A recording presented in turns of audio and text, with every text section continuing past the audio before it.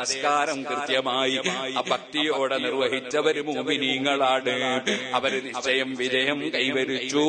വല്ലദീനഹും അനില്ലഹ്വി മുഅ്രിദൂൻ.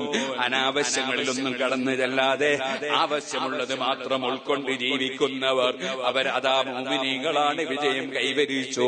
അങ്ങനെ വല്ലദീനഹും ലിസക്കാത്തി ഫാഇലൂൻ. സക്കാത്ത് കൃത്യമായി കൊടുക്കേണ്ടതുപോലെ കൊടുക്കുന്നവർ മുഅ്മിനീങ്ങളാണ്, അവർ വിജയം കൈവരിച്ചു. വല്ലദീനഹും ലിഫുറൂജിഹിം ഹാഫിളൂൻ.